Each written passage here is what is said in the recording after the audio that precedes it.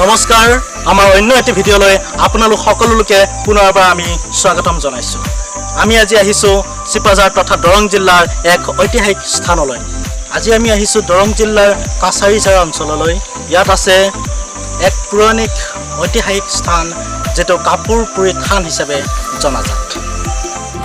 এই কাপুৰপুৰী থানলৈ আহিবলগীয়া হলে আপোনালোকে কেনেকৈ আহিব এই বিষয়ে মই অকমান আপোনালোকক ক'ব বিচাৰিছো। আপোনালোক প্ৰথমতে চিপাঝাৰ বাছ ষ্টেণ্ডত নামিব লাগিব, নহলে আপোনালোক বৰদলগুৰিত থকা যেটো বাছ ষ্টেণ্ড আছে তাত নামি পেলাই বৰদলগুৰিৰ পৰা প্ৰায় 4 কিলোমিটাৰ আৰু চিপাঝাৰৰ পৰা প্ৰায় 5-7 কিলোমিটাৰ ভিতৰত আপোনালোকে এই কাছাৰীঝাৰৰ কাপুৰপুৰী থানলৈ আহিব পাৰিব।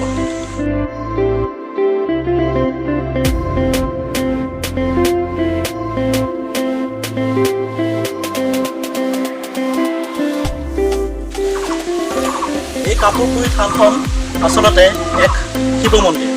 ইয়াত বহুতো ভক্তই আৰাধনা কৰে আৰু ইয়াত সূতা দিলে বা গামোচা দিলে শিপিনীসকলে তেওঁলোকে গামোচা ভালকৈ বব পৰা হয় বা কাপোৰ ভালকৈ বব পৰা হয় বুলি এক লোকবিশ্বাস চলি আহিছে। যিসকল ভক্ত ইতিমধ্যে ইয়ালৈ আহিছে তেওঁলোকে হয়তো আচৰিত খাই গৈছে যে এডাল গছৰ গুৰিৰ পৰাই 7ডালকৈ গছ ইয়াত উপস্থাপন হৈছে বা ভগৱানৰ এক মহিমা ৰূপে পৰিগণিত হৈ আহিছে।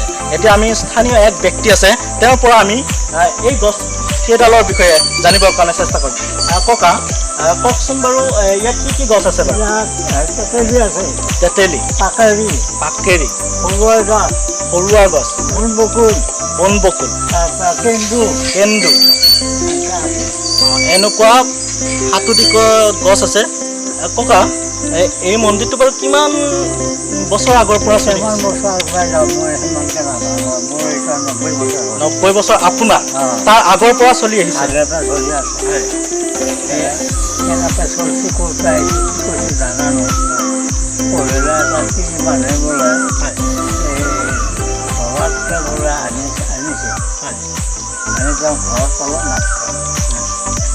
গাছৰ গুৰত তেওঁ এতিয়া কাপোৰেদি ঢাকি ধূপ ধূনা লগাই কাপোৰে ঢাকি যাব আনিছে লাইনতে বহাই দিছে। কিন্তু মই নাজানো ইমান দিনৰ বস্তু আৰু এই কাপুৰপুৰী নামটো কিহৰ কাৰণে দিয়া? কাপোৰপুৰী নাম ঢাকি আনিলে আৰু হেৰি ঢাকি ধূপ ধূনা লগাই আনোতে তাৰ মানে ধূপে পুৰিলে, কলাই পুৰিলে কাপোৰখন। যিখন কাপোৰেৰে মানে ঢাকি আনিছিলে তাত কাপোৰে পুৰাৰ কাৰণে কাপুৰপুৰী থান হিচাপে নাম দিয়া হৈছে। আজিহে গম পালোঁ। আচলতে এইটো এটা শিৱ মন্দিৰ নহয় জানো? ভগৱান শিৱক আৰাধনা কৰা হয়।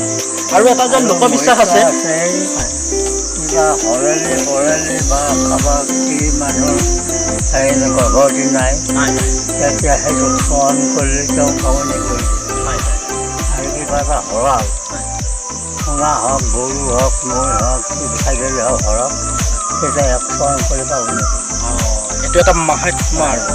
আৰু এটা কথা যে আপোনাৰ সূতা আৰু গামোচা দিলে শিপিনীসকলৰ বেছিকৈ মানে ফুল বাচিব পৰা হয়, কাপোৰ বব পৰা হয়। সেইখন আছে নহয় জানো? তাৰমানে ইয়াৰে দুখন থান। আমি কিছু সময় পিছত আৰু এখন থান আপোনালোকক দেখুৱাবৰ কাৰণে চেষ্টা কৰিম। আচলতে কাপুৰপুৰী থানৰে এই শিৱ মন্দিৰটোৰে এক অংগ আৰু এটি মন্দিৰ কিছু নিলগতে অৱস্থিত হৈ আছে।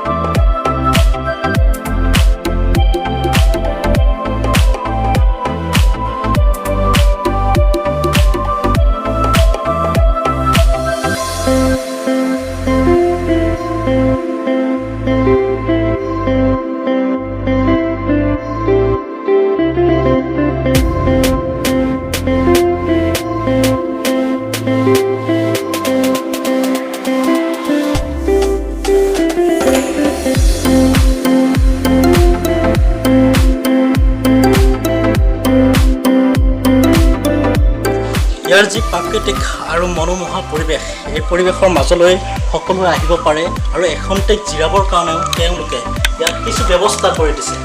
গতিকে আমি সকলোকে অনুৰোধ জনাইছোঁ, আপোনালোক সকলোৱে আহক আৰু কাপোৰপুৰী থানৰ যি মাহাত্ম্য লগতে যি প্ৰাকৃতিক শোভা, এই শোভাৰ মাজত নিজকে বিলীন কৰি দিয়ক। থানখনক কেন্দ্ৰ কৰিয়ে ইয়াৰ সন্মুখতে কেইখনমান দোকান গঢ়ি উঠিছে, য'ত আপোনালোকে মন্দিৰলৈ সেৱা কৰিব আহিলে বা কেতিয়াবা দৰ্শন কৰিবলৈ আহিলে ধূপ নৈবদ্য চাকি সকলো সুবিধা তেওঁলোকে কৰি দিছে।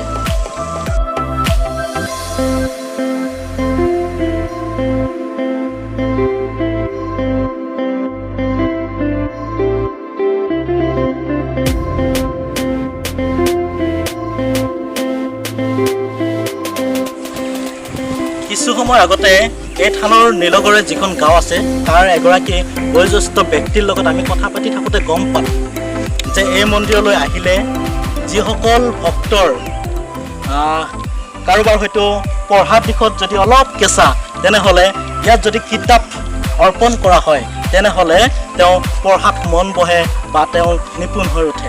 লগতে আমি গম পাইছোঁ যে যিসকল শিপিনীয়ে কাপোৰ, তেওঁলোকৰ বোৱা কাপোৰ বা সূতাই ইয়াত অৰ্পণ কৰে, ভগৱানৰ চৰণত অৰ্পণ কৰে, তেনেহ'লে তেওঁলোক আৰু নিপুণ শিপিনী ৰূপে পৰিগণিত হয় বুলি এক লোকবিশ্বাস পৌৰাণিক যুগৰ পৰাই চলি আহি আছে। আহক এতিয়া আমি মন্দিৰটো এবাৰ দৰ্শন কৰোঁ।